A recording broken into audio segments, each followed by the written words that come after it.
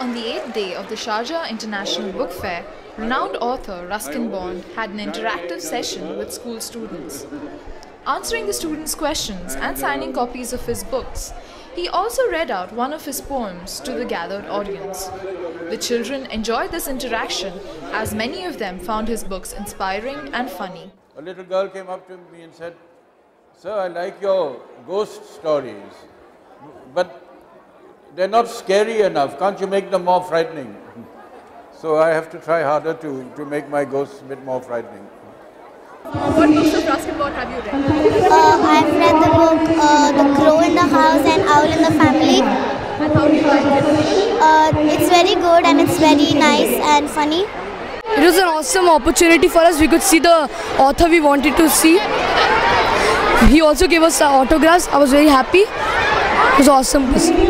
It's like an honor and it's inspiring. It's very nice. We're at the Sharjah International Book Fair, where students from schools all over the UAE have gathered to witness an interactive session with Ruskin Bond, renowned author and children's writer. Manipal TV reporter Rachel Lewis caught up with him for an exclusive interview. Here is an excerpt. So this has been your second day at the Sharjah International Book Fair. How has the experience been so far? Well, I was quite overwhelmed by the response, especially from the children and the school children and students who came last night and again this morning. They were full of enthusiasm and curiosity, and it's always an interesting experience for me to be in front of a large audience, or and it was a particularly large group today. And clearly after yesterday and today's interactive session, you have a major fan following. What do you have to say about your popularity in the UAE? Well, I didn't know that I did have such a following. So I think that the more I see of readers, the better I write, put it that way. Internationally, you are known as one of the most prolific English writers for children and young adults. Which audience do you prefer writing for and why? I wasn't always sure about that, but I enjoy the audience, a young audience, young children, because they are natural and frank, and if they like something you've written, they'll say so, and if they don't like something, they'll say, "Oh, sir, very boring." So at least you're getting an honest appraisal. As I mentioned, the little girl who her teacher asked her, "What do you think of Mr. Bond as a writer?" And she thought about it, and then she looked me up and down and she said, "Sir, you're not a bad writer." So I felt that was a very honest appraisal, and one that I went along with too. Not a bad writer. You've been recognized as a major contributor and pioneer of children's literature in India. Do you believe that reading plays an important role in the grooming of a child? Certainly, it always has and always will. It helps a child to think for himself or herself, and to have an open mind on many issues. I think the more you read, you become broad-minded, because you read about different people, different ways of life, different attitudes. It helps them to reflect, to think, because in reading, the reader is himself making an effort, not just the writer. Whereas in other forms of entertainment, you're more or less passive. If you're watching television or a film, you're not participating in it. You might be enjoying it, but as a non-participant in a way. But reading a book, you are actually participating in the thought processes of the writer. In nearly all your stories, you try to incorporate a moral connotation.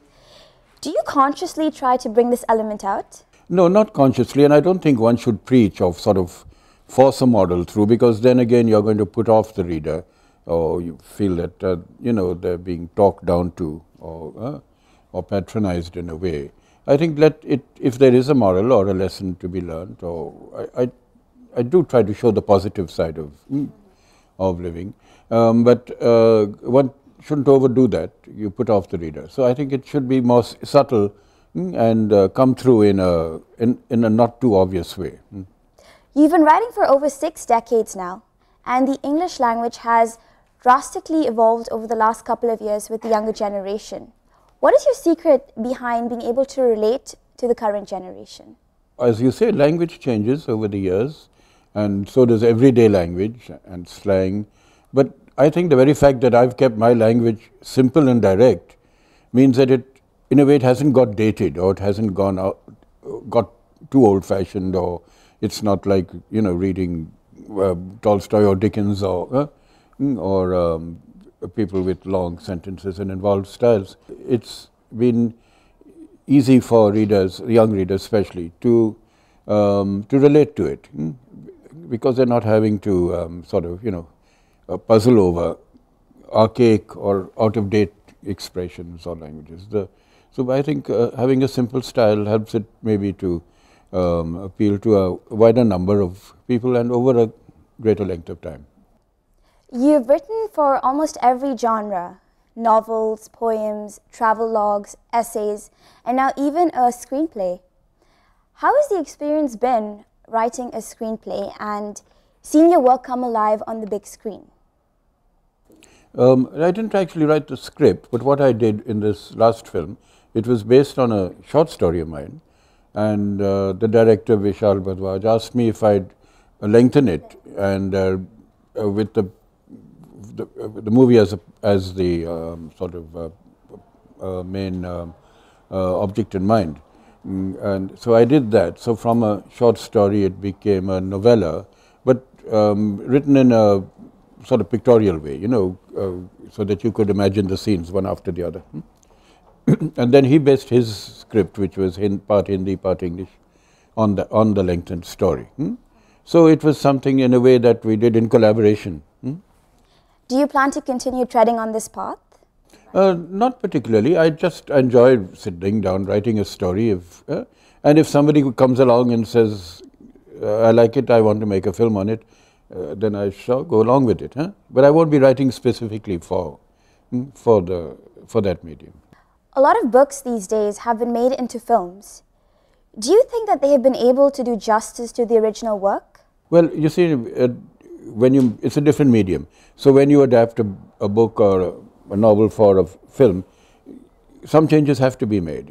I think you have to see it from the point of view of a visual, the visual effect and the dialogue and the characters, and not so much from a inner or reflective or, you know, thoughtful approach. So you have to make certain changes, which is understandable. But I think the closer you stay to the original, in many ways, the better it is. And over the years, and I'm looking back to my own boyhood when I used to see a lot of films, I think a lot of very fine pictures have been made based on novels or even great books. So many Dickens novels and even Shakespeare's plays have all been filmed very effectively. So you can make a good or a great film based on a book, but it doesn't always work. Sometimes it doesn't come off. Finally, what advice would you give to the students of Manipal University who are aspiring writers and who are trying to emulate your success? I'm sure they can give me a lot of advice. And everybody also has got in him or herself a book and a story to tell, more than once, very often. My only advice is to